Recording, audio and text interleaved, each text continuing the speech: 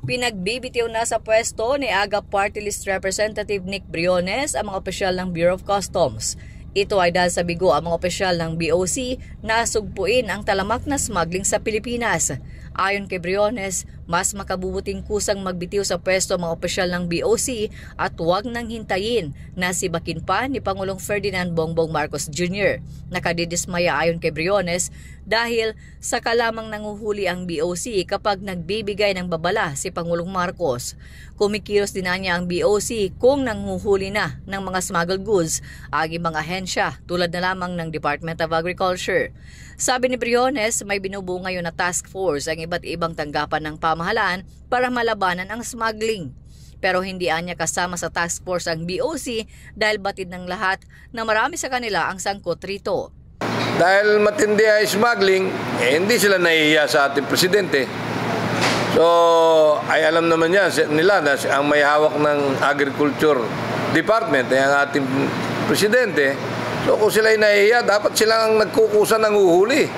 Hindi na sila dapat gawa ng task force. At dapat mahihiya rin, Secretary Jokno. Under niya ang custom. Tapos, ang laki ng problema natin sa smuggling. Di ba? Bakit ang kanyang inaasikaso ay pagbababa ng taripa at parusahan ang ating magsasaka sa halip na tulungan na kayang-kaya niyang tulungan sa pamamagitan ng paghuli sa smuggler, pagpapatigil ng smuggling sa custom at makakakuha pa ng matinding revenue para sa ating bansa kung mababawasan ng malaki smuggling. Sabi ko nga, kung ako tatanungin, magkusa na sila.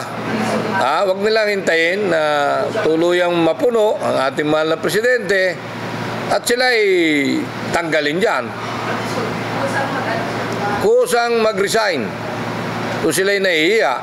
Kasabay nito, umapila si Briones kay Pangulong Marcos na manatili na muna bilang kalihim ng Department of Agriculture sa susunod na 3 taon. Ito ay para maayos na maipatupad ng Pangulo ang mga programa sa agrikultura at malabanan ang smuggling, lalo na sa sibuyas.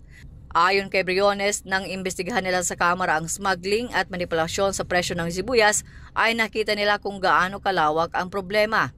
Sabi ni Briones, malaking bagay ang kumpas ni Pangulong Marcos na madaliin ng Kongreso ang pagsasabata sa panukalang amyendahan at palakasin pa ang anti-agricultural smuggling law. Ayon kay Briones, kapag naisabatas ito, dapat matakot na ang mga smuggler, hoarder at iba pa na nangaabuso sa sektor ng agrikultura. Shona Yu, Radyo Inquirer, bayang nagtatanong, mamamayang nag-uusisa.